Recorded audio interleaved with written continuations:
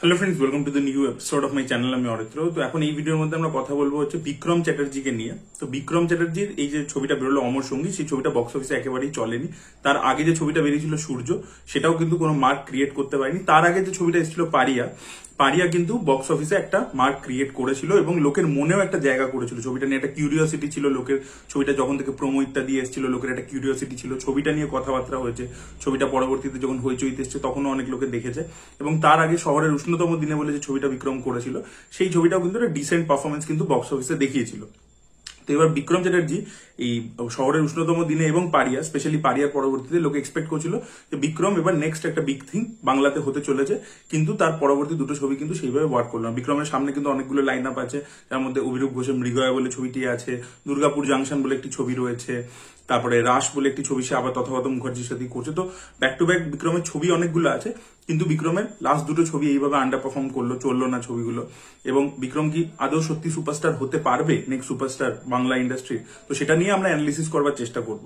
তো দেখুন, সবচেয়ে প্রথম যে জিনিসটা আমাদের বুঝতে হবে যে কোনো সুপারস্টার যখন হয় কেউ, তার পিছনে একটা ব্যাকিং লাগে, একটা বড় প্রোডাকশন হাউসের ব্যাকিং লাগে। এই জিনিসটা কিন্তু ম্যান্ডেটারি, না হলে কিন্তু স্টার হওয়া যায় না। আপনারা বলিউডের দিকে তাকিয়ে দেখে নিন, আজকে কার্তিক আরিয়ান খুব রাইজিং একজন স্টার, পরপর ছবি হিট হচ্ছে, তাকে বেস করে ছবি মাউন্ট করা হচ্ছে, কিন্তু তার পিছনে কোন ব্যানার আছে? টি সিরিজ। ভূষণ কুমার কিন্তু পুরো সাপোর্ট দিচ্ছে কার্তিক আরিয়ানকে। আপনারা যদি রণবীর সিং এর কেরিয়ার যদি দেখেন, প্রথম দিকে আদিত্য চোপড়া কিন্তু বিশাল পুশ দিয়েছে। আপনারা যদি বরুণ ধাওয়ানের ক্ষেত্রে দেখেন, সেখানে করণ জোহর বিশাল বড় পুশ দিয়েছে। তো এগুলো কিন্তু বড় বড় ব্যানার।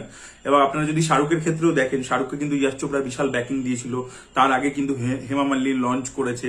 তারপরে যে দিওয়ানা বলে ছবিটা ছিল, ওটা গুড্ডু ধানবা প্রডিউস করছিল। ওরাও কিন্তু ওই ধর্মেন্দ্রদের আর কি রিলেটিভ হয়।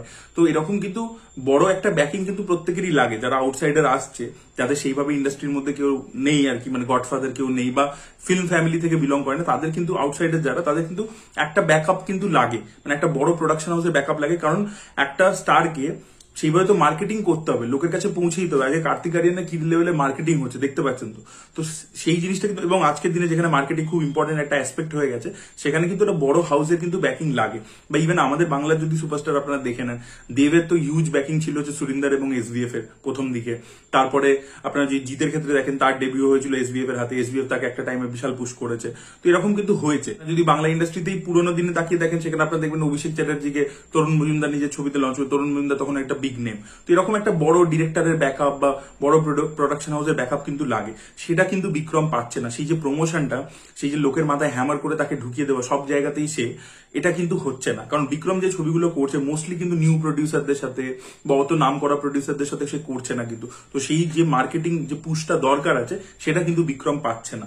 ঠিক আছে, আপনারা দেখুন তার পরপর যে ছবিগুলো আছে, কোনোটাই কিন্তু কোনো বড় প্রোডাকশন হাউসের সাথে নয়, কিন্তু সবই নতুন প্রডিউসারদের সাথে। তো এইটা হয়ে গেছে সবচেয়ে বড় প্রবলেম, একটা বিগেস্ট প্রবলেম, যে তার ওই মার্কেটিং পুশটা হচ্ছে না। আরেকটা প্রবলেম হচ্ছে আমাদের বাংলা মার্কেটে, আপনারা যদি তাকিয়ে দেখেন, ডিরেক্টরদের নামের উপর কিন্তু ছবি চলে। এরকম কিছু স্টার ডিরেক্টর আছে যাদের কিন্তু ছবি লোকে দেখতে যাবে। আজকে শিবপ্রসাদ মুখার্জি সেই ব্র্যান্ড ভ্যালুটা আছে, সৃজিত মুখার্জির রয়েছে, কৌশিক গাঙ্গুলির রয়েছে, অরিন্দম শীলের একটা টাইমে ছিল আর কি বক্স অফিসে একটা পুল।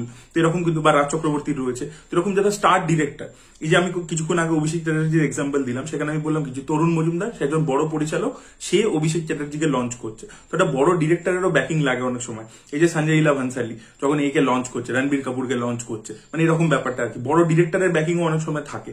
তো সেটাও কিন্তু বিক্রম চ্যাটার্জি পাচ্ছে না। আজকে দেখুন বিক্রম যে ছবিগুলো করছে, কোনো মেইন স্ট্রিম বড় ডিরেক্টর কিন্তু তার সাথে এখনো অব্দি কাজ করেনি সেইভাবে, যে তাকে কাস্ট করে, তাকে হিরো করে, মানে তাকেই মুখ্য চরিত্র রেখে ছবি করছে, যার একটা বক্স অফিস পুল আছে, সেটা কিন্তু আমরা দেখতে পাচ্ছি না বিক্রমের ক্ষেত্রে।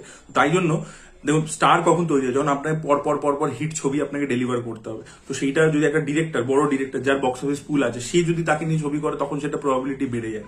তো সেইটা আর কি হচ্ছে না, কিন্তু সেটা একটা ডিফিকাল্ট হয়ে গেছে। মানে বিক্রম আর কি পাচ্ছে না সেই অপরচুনিটিস গুলো। এবার সেটা কি কারণ, সেটা তো আমরা কেউই বলতে পারবো না, বাট সেটা হচ্ছে না বলে কিন্তু তার নেক্সট লেভেলে স্টারডামটা যাচ্ছে না। আর যেটা মূলত কারণ, আবার আমরা প্রথম কারণের সাথে অ্যাটাচ, যে বড় প্রোডাকশন হাউসে যেহেতু ব্যাকিং নেই, এই ছবিগুলো মোস্টলি নিউ প্রডিউসাররা করছে, তাতে কি হচ্ছে যে একটা ছবির প্রপার যে রিলিজ দরকার পড়ে বা প্রপার যে মার্কেটিং দরকার পড়ে, সেই দুটোই কোনোটাই হচ্ছে না। আজকে দেখুন অনির্বাণ ভট্টাচার্যকে একটা টাইমে এসভিএফ, মানে তার ছবিগুলোকে তো প্রমোট করেছে, আবার তাকেও প্রমোট করেছে। আমরা যেটা বললাম যে বিক্রমকে অ্যাজ এ এন্টিটি, সেটাও কেউ প্রমোট করছে না। এবং তার যে ছবিগুলো যখন আসছে, সেগুলোর যে লেভেল অফ প্রমোশন দরকার, সেই প্রমোশনও কিন্তু হচ্ছে না। বা যে লেভেল অফ ডিস্ট্রিবিউশন কিন্তু খুব ইম্পর্টেন্ট একটা অ্যাসপেক্ট। আপনি যদি হলে শোই না পান, আপনি যদি প্রাইম টাইম শো না পান, তাহলে দর্শক আপনার ছবিটা দেখবে কি করে? তারা হলে যাচ্ছে, বাঙালি অডিয়েন্স কিন্তু জেনারেলি বিকেলবেলা সন্ধ্যাবেলা এই টাইমটা ছবি দেখে, তো এইটা প্রাইম টাইম। তো এই প্রাইম টাইমে যদি আপনি শোই না পান মাল্টিপ্লেক্সের ঠিকঠাক জায়গাতে, তো তাহলে আপনি কি, বা যে সিঙ্গেল স্ক্রিন গুলো ভালো সেখানে বাংলা ছবি চলে, তো সেখানে যদি আপনি শো না পান, তাহলে আপনার ছবি পারফর্ম করবে কি করে? তো সেই ডিস্ট্রিবিউশনের অ্যাসপেক্ট আপনারা যদি অমর সঙ্গীর ক্ষেত্রে দেখেন, খুব বাজে শো পেয়েছিল। আপনারা যদি সূর্যর ক্ষেত্রেও দেখে থাকেন, সেখানেও কিন্তু প্রপারলি রিলিজ করেনি ছবিগুলো। তো ডিস্ট্রিবিউশনেও কিন্তু একটা বিশাল প্রবলেম হচ্ছে এবং ছবিগুলো সেইভাবে প্রচার হচ্ছে না। আর এই যে সূর্য ছবিটা একেবারে প্রচার হয়নি, বা অমর সঙ্গীরও প্রচার হয়েছে একটা লেভেল অব্দি, কিন্তু সেইভাবে যে মারাত্মক ম্যামথ প্রমোশন হয়েছে সেটা কিন্তু হয়নি। কিন্তু নিজের দিক থেকে চেষ্টা করে যায়, সে নিজের ছবিগুলোকে যতটা তার সাধ্যে সম্ভব সে প্রমোটও করে, নতুন ডিরেক্টরদের সাথে কাজ করা, ছবিটাকে পৌঁছে দেওয়া, যত রকম ভাবে প্রমোশন করা যেতে পারে। এবং মোস্টলি তার ছবির কিন্তু একটা কোয়ালিটিও থাকে, একটা সার্টেন স্ট্যান্ডার্ডের ছবি। আপনি শহরের উষ্ণতম দিনে দেখে নিন, সেটাও কিন্তু ডিসেন্ট একটা ছবি। পারিয়া, সেখানেও কিছু কোয়ালিটিস আছে যেগুলো কিন্তু খুবই ভালো। অ্যাকশন একটা নতুন, একটা ভাইলেন্সের ব্যাপার আসছে, তো একটা নতুনত্ব, সেগুলো এক্স ফ্যাক্টর কিন্তু তার ছবির মধ্যে কিছু রাখবার চেষ্টা করে। অমর সঙ্গীত একটা হরর কমেডি করতে গেছিল, হ্যাঁ ছবিটা খুব একটা ভালো হয়নি, কিন্তু মানে চেষ্টা ছিল আর কি। আমি বলছি যে বিক্রম নিজের দিক থেকে চেষ্টা করছে, কিন্তু আরো একটা জিনিস আমাদের বুঝতে হবে যে একটা সুপারস্টার হওয়ার একটা এজও থাকে। আজকে সুপারস্টার কারা হতে পারে? যাদের সাথে ইয়াং অডিয়েন্স কোথাও গিয়ে কানেক্ট করছে। এবার বিক্রম এখন যে চেষ্টাটা করছে, এটা বিক্রমের কিছু বছর আগে করা উচিত ছিল। বিক্রম কিন্তু অনেকটাই সিনিয়র, বিক্রমের বয়স 35+ হবে, আমি এক্সাক্ট জানি না, বাট 35-এর উপর তো হবে।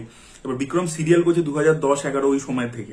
এবার তখনই সে সিরিয়াল করেছে, তার কিন্তু হিরো হয়ে যাওয়া উচিত ছিল 2012, 13, 14। ওই সময় বাংলা ইন্ডাস্ট্রির বিজনেসও এখনকার থেকে অনেক অনেক বেটার ছিল, অনেক বেশি প্রডিউসার ছিল, অনেক বেশি কমার্শিয়াল ছবি হতো। সেই সময় কিন্তু বিক্রমে এই যে চেষ্টাটা আজকে বিক্রম করছে, সেটা কিন্তু তখনই করা উচিত ছিল, যে একটা কমার্শিয়াল স্টার হিসাবে নিজেকে প্রেজেন্ট করবার চেষ্টাটা। কারণ ইটস টু লেট, মানে এতটা এজও তার বেশি হয়ে গেছে। আজকে একটা লোকের কিন্তু এজও ম্যাটার করে। আজকে দেখুন, এই যে কার্তিক আরিয়ানের কথা আমরা বলছি, বা শাহরুখ খানের কথা বলছি, বা যে কোনো স্টার, যে কোনো ইন্ডাস্ট্রি, তাদের কিন্তু এজ, তারা যখন স্টার হয়ে গেছে, সেটা কিন্তু 30s-এর মধ্যে বা আর্লি 30s-এর মধ্যেই কিন্তু হয়ে গেছে মোটামুটি। সেটা শিবা কার্তিকের থেকে শুরু করে যে কোনো ইন্ডাস্ট্রি, যে কোনো স্টার, শাহরুখ খান থেকে শুরু করে যারা আউটসাইডার আমি বলছি, তারা কিন্তু মোস্টলি এই এজটার মধ্যেই করে নিয়েছে। তার পরবর্তীকালে গিয়েও অ্যাক্টর হিসাবে লোকে ফ্লারিশ করতে পারে। বোমান ইরানি প্রচুর বেশি বয়সে গিয়ে ডেবিউ করেছে, কিন্তু স্টার হিসাবে আপনাকে কিন্তু ইউথের সাথে কানেক্টেড হতে হবে। সেটার জন্য কিন্তু আপনার একটা টাইম স্প্যান আছে, সেই টাইম স্প্যানটা পেরিয়ে গেলে কিন্তু হওয়া খুব মুশকিল, খুব ডিফিকাল্ট সেই ব্যাপারটা। সেটা কিন্তু মানে আমার বিক্রমের ক্ষেত্রে মনে হয় যে এটা একটা প্রবলেম হচ্ছে। যে আমি পয়েন্টটা বললাম যে একটা কম বয়সের মধ্যে আপনাকে জিনিসটা অ্যাচিভ করে নিতে হবে, স্টারডামটা, সেটা দেবজিতের ক্ষেত্রেও হয়েছিল। যে দেবজিৎ যে সময় হিরো হয়ে গেছে, স্টার হয়ে গেছে, ইনিশিয়ালি স্টারডাম মানে এই টেস্ট করতে শুরু করেছে, সেই সময় তাদের এজটা দেখে নিন। আপনি এখনকার যা এজ আছে মাইনাস করে দেখে নিন, এই মানে লেট 20s, আর্লি 30s এর মধ্যেই মোটামুটি তারা কিন্তু অ্যাচিভ করে নিয়েছে। তো বিক্রমের কিন্তু এই যে স্টার্টটা, এটা অনেকটা দেরি হয়ে গেছে বলে আমার মনে হয়। লাস্ট আমার যে জিনিসটা মনে হয় যে দেখুন, বিক্রমকে আমি একটা ফ্যামিলি অডিয়েন্স আছে, তার সিরিয়ালের যারা ফ্যান ফলোয়িং ছিল, তারা কিন্তু তাকে ওই বয় নেক্সট ডোর হিসাবে একটা ফ্যামিলি মানে ফিল্ম করছে, রোমান্টিক ছবি করছে, এরকম জনরার মধ্যে বেশি পছন্দ করে। কিন্তু ইয়াং অডিয়েন্স কিন্তু তাকে পারিয়ার মতো একটা অ্যাকশন ফিল্মে কিন্তু পছন্দ করেছিল। তো বিক্রমের কিন্তু অ্যাকশনটা একেবারে ছেড়ে দেওয়া উচিত নয়, অ্যাকশনে কিন্তু তার থাকা উচিত। কারণ অ্যাকশনের ওইটা কিন্তু বিক্রমের একটা ইউএসপি হয়েছিল পারিয়ার ক্ষেত্রে। পারিয়ার যে লেভেলে বাজ ক্রিয়েট করতে পেরেছিল, বাকি দুটো ছবি কিন্তু পারলো না।